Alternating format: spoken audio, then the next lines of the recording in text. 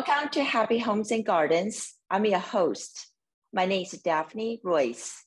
I am a real estate broker, architecture, and interior designer. People come to Silicon Valley for technology and innovation.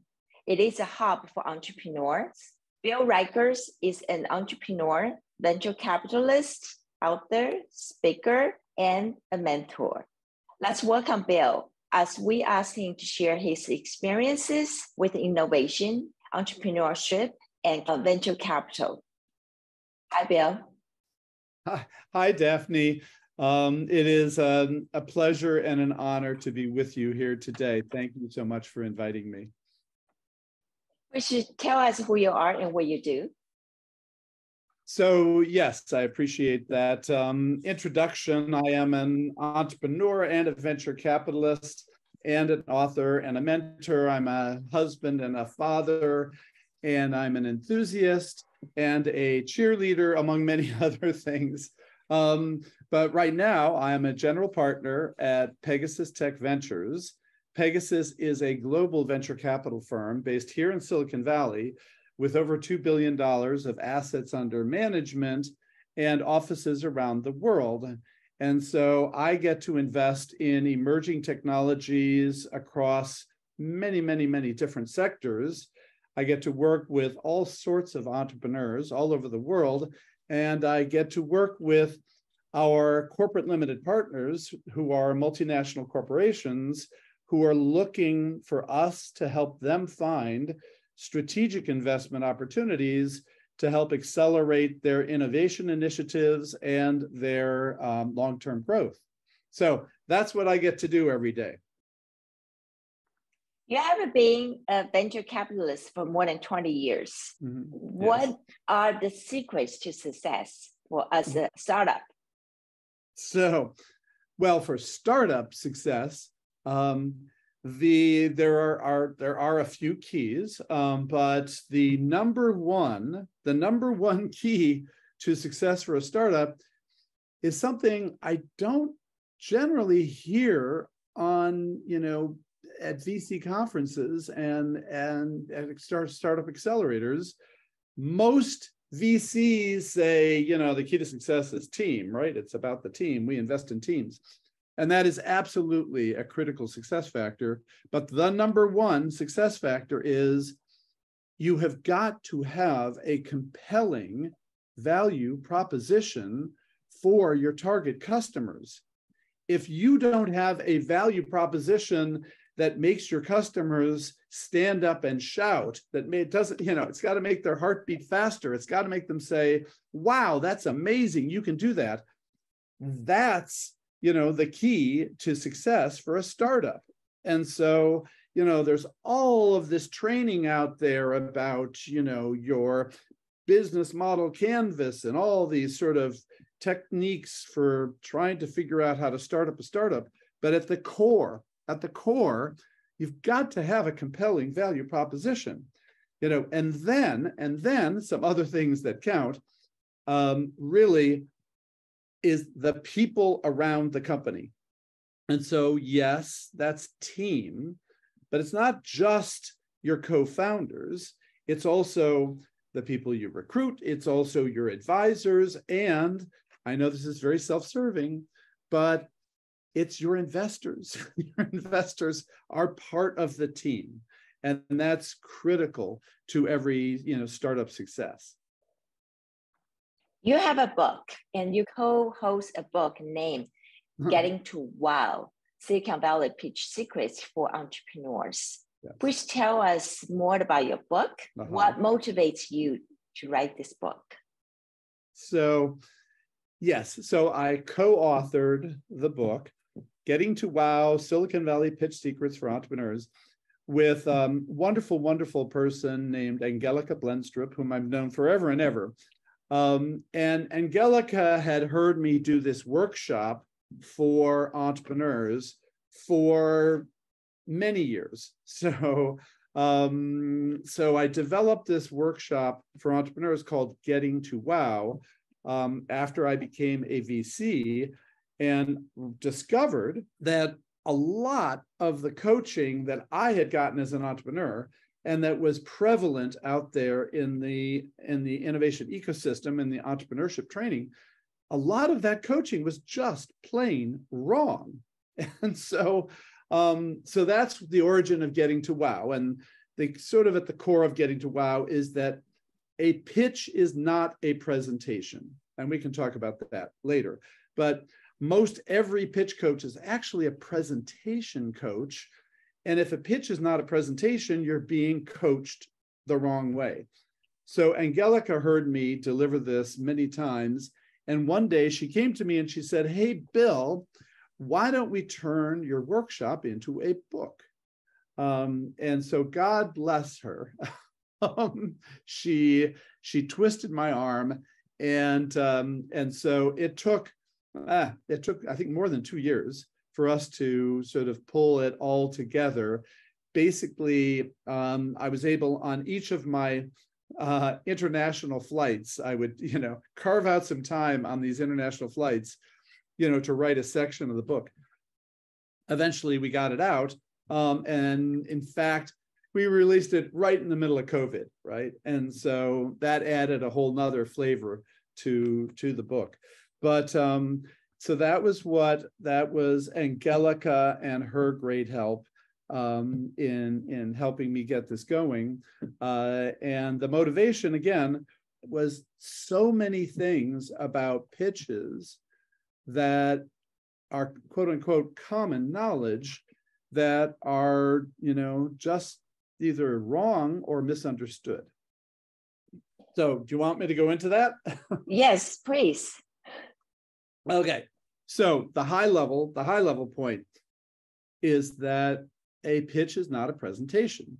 And so the way most entrepreneurs are trained, the way I was trained, was that you pull together your pitch deck, and you've got, charts and graphs and data and evidence and logic and, testimonial, whatever.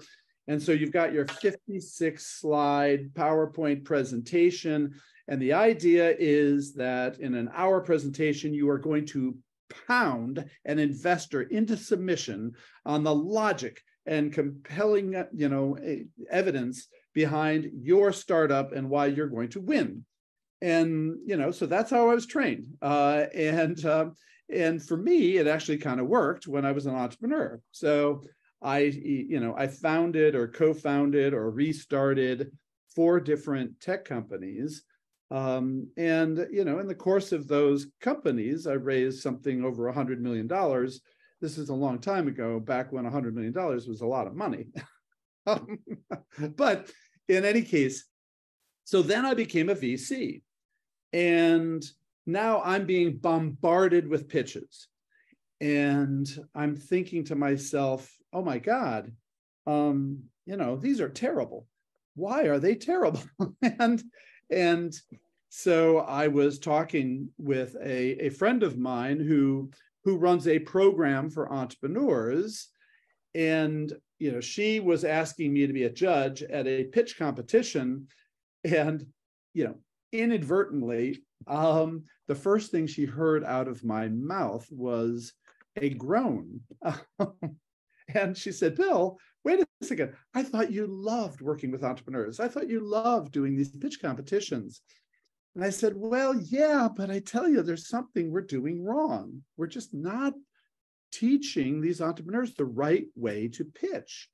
And so she was actually the original motivation in saying, "Okay, Bill, if you're so smart, why don't you figure out what's wrong?"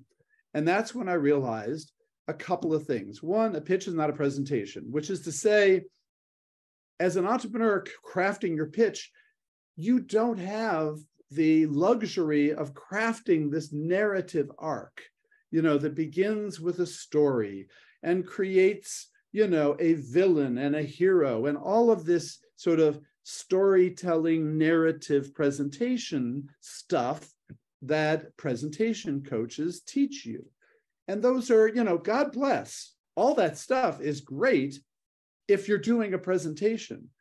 But when you're talking to an investor, you don't have the luxury of doing a presentation. One, investors don't have a lot of time. So if you don't grab them immediately, they're going to start, reading their email, or, they're going to turn to the shrimp bar, wherever you are, right? So you've got to figure out how to grab them immediately, one. And two, you've got to answer the questions in their head that are keeping them from listening to what you want to say, what they want versus what they want to hear. And so you've got to be able to read the investor, and you got to, think of it as a tennis match, right? As opposed to a presentation, it's about, hitting the ball over the net and then seeing, how they react, and then figuring out where to place the next hit, right? So that's my metaphor for a pitch. It's more of a tennis match than it is a presentation.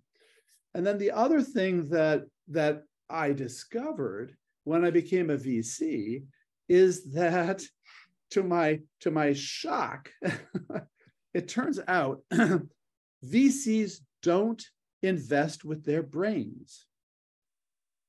I thought when I was an entrepreneur, again, it was about data and evidence and logic and PowerPoint slides. No.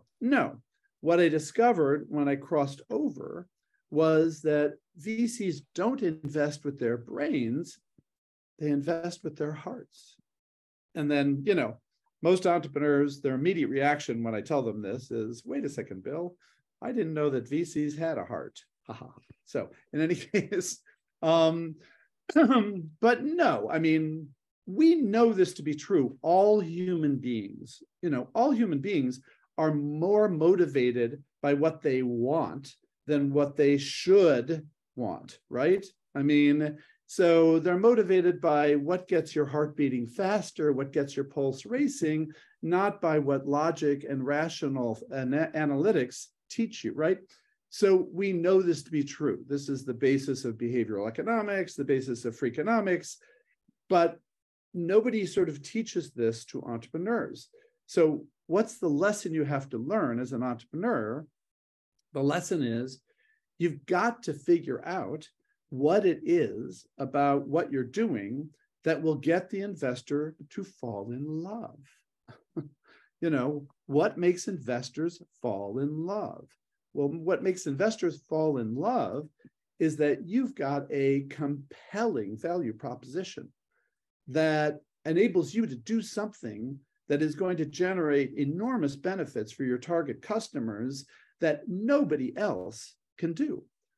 And that's the sort of thing that you've got to cut to right at the beginning. You can't sit down with an investor and tell them your life story and give them this narrative arc. You've got to cut right to the chase and tell them, this is what we do that nobody else on the planet can do, and here is my proof. And so that's, part of the point of getting to wow. You want them to say, wow, that's amazing. Wow is not an intellectual response, right? Wow is an emotional response. And so, that's what's going to separate you from the hundreds of other pitches that the VCs are listening to. And that's what you've got to do. You've got to elevate yourself above the mass of noise in the startup community. So, that's sort of the core of the whole point of getting to wow. Another really, really important point that we focused on is that I've learned, over the years that again, nobody taught me, is that most pitches are actually won or lost, not on the pitch part, but on the Q&A part. So entrepreneurs need to understand that it's not about your, planned presentation. It's about, the Q&A, the way you respond to questions and the answers you give to questions. So there are two aspects to that, right? So there's a stylistic component, the way you respond to questions. Are you defensive? Are you arrogant? Are you certain? Are you open? What is your demeanor when you respond to questions? And then, the content. Do you know the answers? Are you crisp and focused and concise? Or do you ramble on and on and on and on and avoid directly answering the question?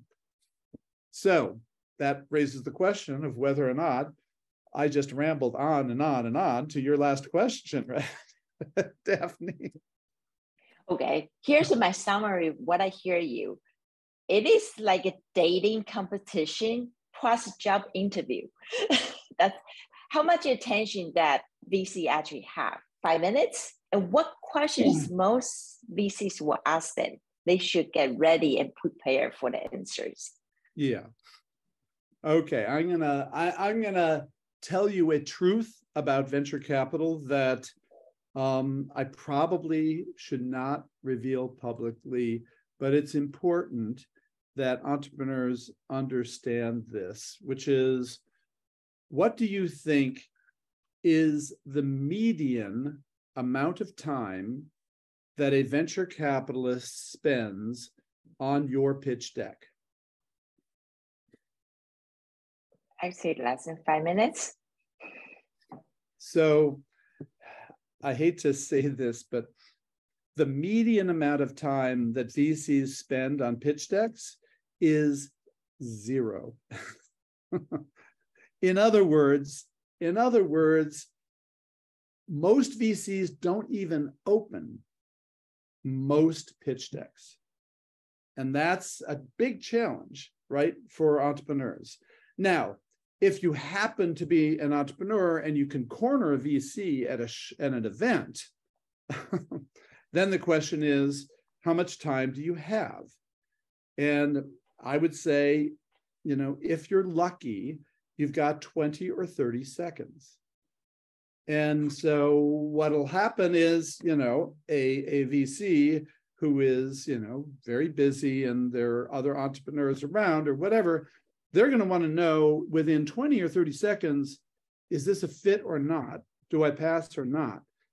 And, after 20 or 30 seconds, the VC is going to say, oh, no matter what, the VC is going to say, oh, well, that's very interesting. I really wish you the best of luck at that. Or, maybe this is something we would be interested in. Let me know how let me know your progress, or, something like that, right? And then they want to move on. That's, what's going on out there. But if in 20 seconds, you can get them to wow, and they say, that's really interesting. Tell me more. That separates you from the rest of the pack. And so that's something that you have to appreciate as an entrepreneur in terms of the time challenge that investors have. So again, our job is to use other people's money to invest in companies that will best perform for our limited partners.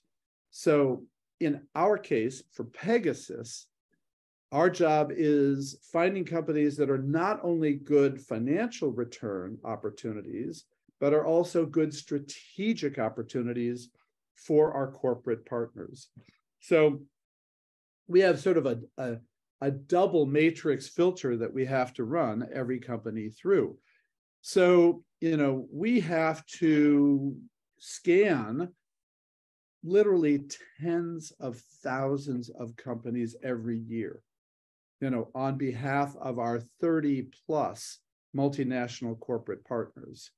And so we can't afford to spend time, as much as I love entrepreneurs, as much as I wish I could help every entrepreneur, I can't afford to spend time helping, every entrepreneur.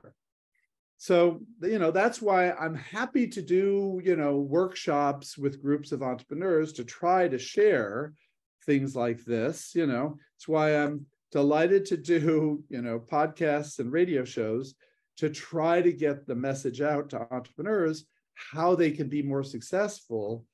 Unfortunately, I can't have coffee with every entrepreneur. I'd love to. I wish I could, but that's just the reality that venture capitalists have to manage. You have been mentored for many angel investors and mature entrepreneurs. What is the biggest takeaway you would like them to know? Well, in terms of mentoring angel investors, it's different than mentoring entrepreneurs. So, mentoring, working with angel investors, the most important thing that you bring to the table as an angel investor is it's not the money you're bringing. It's not even the expertise in an industry or technology that you're bringing. Sort of the most important thing that you bring to a startup is your network. And that network has got to include other sources of funding, whether they are other angels or venture capital firms or corporate investors, or even potentially grant money, whatever. Your job as an angel investor is to make sure that your company does not run out of money. Because most entrepreneurs are not good at raising money. That's just, nobody is trained in raising money until they have to. And so serial entrepreneurs, they've been trained, they've learned. And so serial entrepreneurs tend to be better at raising money than first-time entrepreneurs. But as an angel investor, presumably you've made other investments, you've co-invested with other investors, you've worked in the venture community. Your highest value add as an investor is to make sure that your company does not run out of money. Now, you can do that in a variety of ways. You can do it by helping them generate revenues. You can do it by helping them manage their budgeting. That's sort of de minimis. You got to do that anyway. Or you can help them by bringing other investors to the table. And then in some rare cases, you've got some angels who are really, really good and smart about, sort of grant funding for certain types of sectors where grant funding is available. So that's my advice to angel investors. Yes, your expertise, your sector experience, and your money, they're all good, they're all valuable. But at the end of the day, I'll tell you, what I learned as an entrepreneur is I had some great investors. I had some literally world-class investors in my companies. And what I discovered is, in spite of them telling me how, they can help us with strategy, they can help us with, with connections, blah, blah, blah, by far the most important thing that my investors did for me was make sure that we could do the next round of funding. So, strong emphasis on that to angel investors. In terms of, advice to entrepreneurs is make sure you understand the difference between a cool technology and a compelling value proposition. Unfortunately, most entrepreneurs, they fall in love with their product. They get, they have this vision of this product. Frequently, it's driven by something they've experienced in their lives or careers, and they think, oh, nobody has solved this problem yet, and so somebody should solve this problem, and I have got this really, really cool way to solve this problem. And so they fall in love with this really cool way to solve this problem. And frequently, what happens is their particular sort of vision of how to solve the problem may apply to some people like them, but it doesn't represent what their target market really, really, really wants and needs. And so the point is, yes, you've got to come up with a solution, but make sure that solution generates compelling benefits to a target audience of customers. And so what that means is stop spending all of your time focused on perfecting your product and spend as much time as you can talking to your prospective customers and figuring out, how do I differentiate among prospective customers? And then, how do I message and communicate with prospective customers? And how do I connect with them and get them to understand the opportunity that I'm offering them? And how do I convert them into paying customers? And so spending time with customers and understanding the dynamics of your sales cycle is a huge miss by so many entrepreneurs. In spite of all the time we spend, teaching them design thinking and teaching them lean startup and teaching them customer centric, it's just human nature. Entrepreneurs fall in love with their product and they spend so much more time on their product than they do on their customer base. And so that's my sort of, again, biggest advice to startup entrepreneurs. So then the related advice goes back to the point that I made before, which is that ultimately your ability to scale is a function of people. And so it's, the people include your co-founders, the rest of your team, your advisors, and your investors. And so, each of those has a critically important role. But in terms of people and team, one of the biggest mistakes, I guess, I see startup entrepreneurs making, which is back to, my advice and sort of tips for entrepreneurs.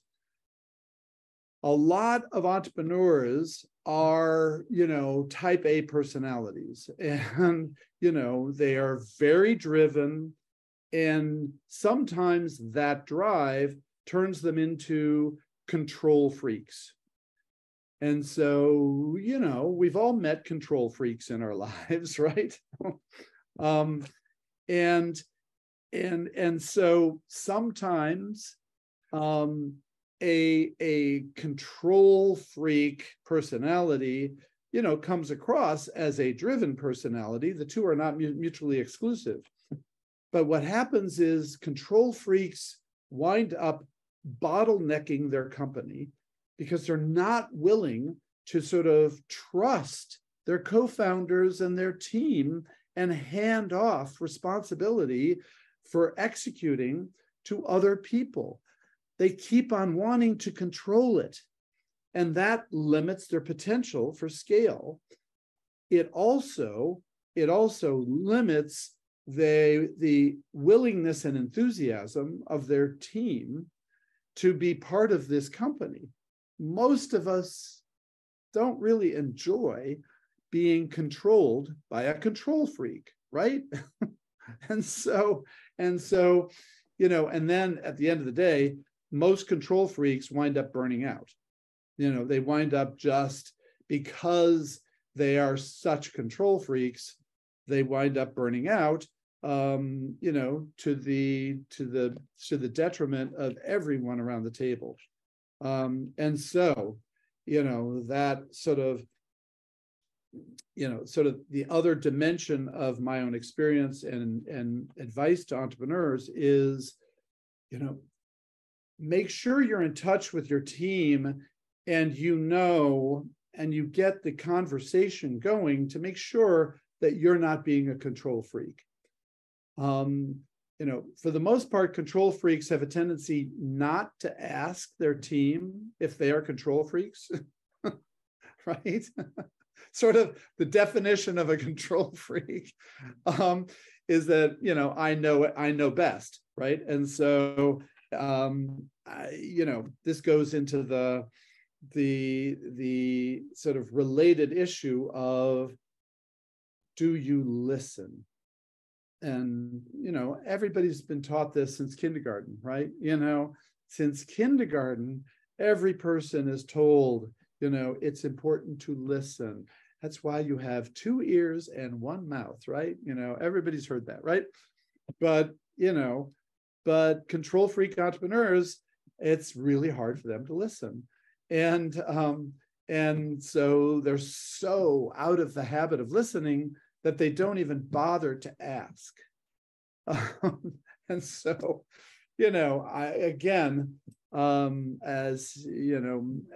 as an entrepreneur, it's really, really important that you ask. So that's my other sort of general advice to entrepreneurs. I do have another aspect of entrepreneurship that I offer as advice,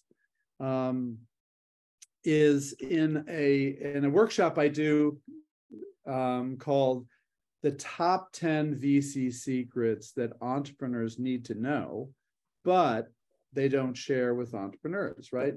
And one of them was, again, this it's sort of tongue in cheek, but I try to make the point that, believe it or not, one of the secrets of venture capital is that VCs do not invest in smart entrepreneurs. And people look at me and say, Bill, you're crazy, of course. And that's not, some of my favorite portfolio companies are led by smart people, right? Well, what I mean by this is that because of the way our educational system works, people who are sort of smart, right? Who are those people? They're the ones that got the good grades. They did all their homework. They did 100% of the tests. They got good scores. They went to good universities, right? They're smart, right? Right? So one of the problems with, again, our educational system is we label people smart because they perform well in this very, very narrow domain called academic, work, right? And you get into the real world, how applicable is that? Well, in the real world, there isn't an answer sheet to the test, right? There isn't an answer sheet. And, there was no whatever, there was, if you read there was no book you could read to make sure you had the right answers for everything in the real world, right? We try to write the books, so you're an entrepreneur and there's a challenge that you are facing, oh my gosh, this is happening. What do we do? So someone who is smart, when faced with that challenge, someone who is smart thinks, well, I am smart, so that must mean I have the answer to this challenge. I must have the answer, otherwise I wouldn't be considered smart. And so smart people, who have been overachievers in school, have a tendency to say, okay, here's the answer. Now, that's a problem, right? Because almost certainly, there's a good percentage chance that that is wrong because, that's the way the real world is. So we don't want smart. What we want is savvy. What we want is savvy. And so what's the difference between smart and savvy? Okay, this is a, sort of nuance of language, but savvy people are the ones, they probably got B's, in school, But, they got through school, they got through, they played sports, they did all these things, they had fun, right? But savvy people, if confronted with a challenge, a savvy person says, well, yeah, I don't know the answer to that, but I know how to figure it out. So let's do this and let's check that out. And let's ask that person and let's try this. So a savvy person is the kind of person who's the entrepreneur who says, okay, team, let's try to figure this out. Because I'll tell you, I don't have the answer. And that's the kind of personality you want. Because almost certainly no one person all the time is going to have all the right answers. So you want someone who is willing to admit that they don't have the right answer and who is savvy about, all their lives, they've figured out how to get through, right? Hopefully without cheating, right? So, that's another problem we've got. But so that's what we want. We want savvy entrepreneurs, not smart entrepreneurs. Now, every once in a while, you come across a savvy entrepreneur who is also actually smart, but, and so they behave the way we want them to behave, in the savvy way, not in the I know all the answers way.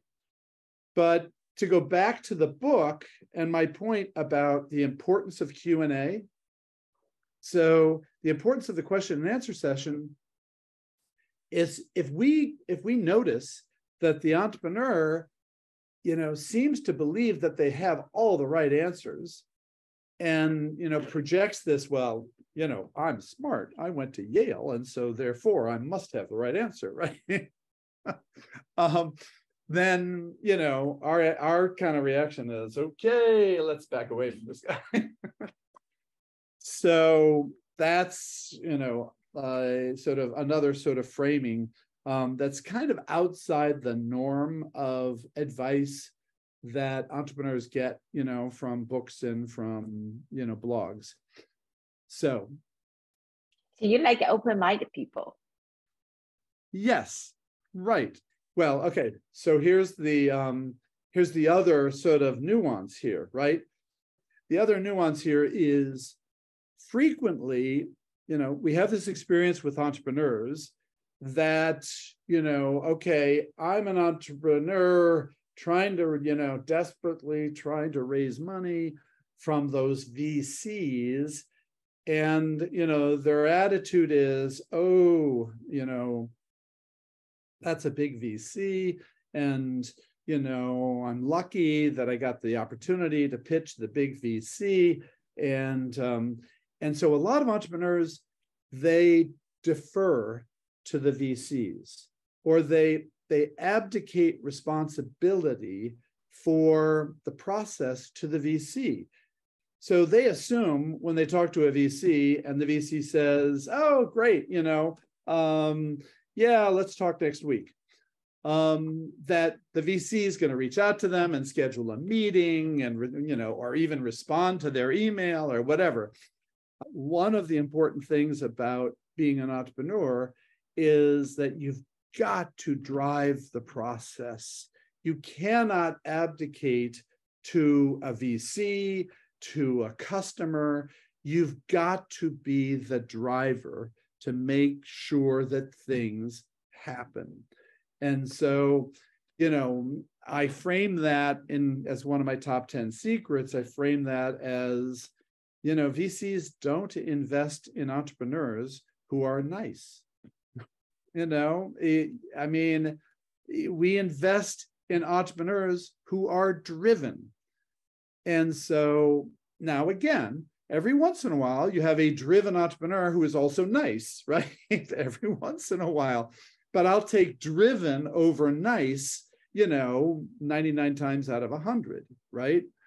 And so, if you can be driven and nice, God bless you, right? But you've got to appreciate that the only way things get done in this world is by people who are driven to get things done. And so that's, again, and important learning that I try to impress upon my entrepreneur friends. You have worn so many different hats. Which part of your career path did you enjoy the most and why? That part of my career I enjoy the most is today. So being here with you, Daphne, and having this conversation, is the most fun I've ever had. So I have been just very, very, very lucky, and I'm just very lucky. I've just had the opportunity to always get to do what I want to do, and what I want to do is work on innovation, sort of work on, in new technologies that are going to make a dent in the universe, work with entrepreneurs, work with investors, work with corporates on their innovation strategy. I love doing workshops. I love negotiating deals. I am just very, very, very, very lucky. And, I'm, there have been some hiccups along the way. So that's, one of the things that we like to say in Silicon Valley is that in Silicon Valley, we embrace failure. And so, one of the sort of tropes about Silicon Valley is the importance of experimentation and trial and error, and go for it. And if you crash and burn, that's okay. You learn from your mistakes and you get your, whatever, right? And so, the sort of secret or whatever of Silicon Valley is this tolerance for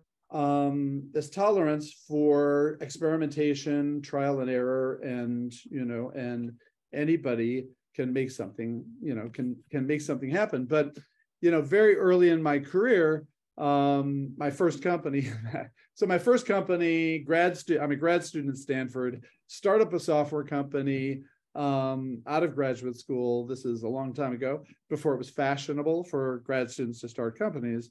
But so I started this company and it takes off like a rocket ship. And I'm thinking, boy, this entrepreneurship thing is pretty easy. I don't know what people are talking about. It seems pretty straightforward to me, right? And then, one day, it blows up, spectacular crash and burn. And so I will tell you, at that moment, I didn't feel as though I was embraced by Silicon Valley. So in terms of, Silicon Valley embracing failure, but what was true was, in fact, that, I got to, dust myself off and, pick myself up, and I, spin the story a little bit, and, and I got to go do it again. And so my second company, we took public. Boom, right? So I thought I knew everything. But, my third company was the most eye-wateringly cool technology I had ever seen. It was amazing. These guys out of the Stanford Research Institute, SRI, they came up with this incredibly cool technology. And I just said, this is the future. There's no question about it. And we took that company and we ran it into a brick wall at 500 miles an hour. We were so sure. So yes. So I've had some stumbles. there have been some stumbles, but here and there. But fortunately, again, I've just been super lucky in terms of the opportunities that I've had and the people I've had the opportunity to work with and what I get to do every day. And so I love the entrepreneurship, starting new things part, of Silicon Valley. And I will tell you, the great thing about Pegasus Tech Ventures and our platform is that we get to invent new things as part of this platform. And so that gives me satisfaction. Sort of, I get to meet, amazing entrepreneurs every day and see amazing technologies, every day, and learn new things every day, and then try new things and do new things, every day. So, one of the things that I get to do is this thing right here called Startup World Cup, and which was something that we started up about 7 years ago. We thought, wouldn't it be clever to, connect with these different innovation ecosystems around the world, and run a competition, and then have the winners of those regional competitions come to Silicon Valley to compete for a big prize. We wanted to make it like the biggest prize on the planet. So we made it a $1 million grand prize. We started with 15 cities around the world. And now we've done over 70 cities. And this year we're going to do at least 50 of those cities. And then bring the winners back. And this is an advertisement for the Startup World Cup Grand Finale, which is December 1st, 2023 at the Union Square Hilton. Come on down, sign up for the Grand Finale. It'll be a big, we bring in a bunch of sort of luminaries from the tech community to do a conference in the morning, and then we do the competition in the afternoon. It's a huge event. We're hoping to have over 3,000 people this year. But that's a gas, right? I get to have fun with that. So I get to, I don't go to all 50 events, but, I get to go to several of these events and meet people all over the world, and meet with the entrepreneurs in the community and the investors in the community and the corporates and the government and all that. So I have I'm very lucky. I'll be sure I'll be there in Union Square for the Yes. final finale. Yes. And Yes, you're always right. the most wanted person at every event I've ever been to when I see you there. Well, yeah, I have to learn the art of sneaking out the back door. That's the, but no, obviously, I just love, I love talking with entrepreneurs, et cetera, at these events. I get tremendous energy out of entrepreneurs. So that's part of my great good fortune. Thank you so much, Bill. I have great time with you here to learn so many secrets and all the excitements. You told us the story about your past, other people's stories. It's just so much fun to hear. Well, my pleasure. And I appreciate the opportunity to be with you. And, please let me know if you want to do something like this again. Absolutely. Absolutely. Thank you. Okay. Take care.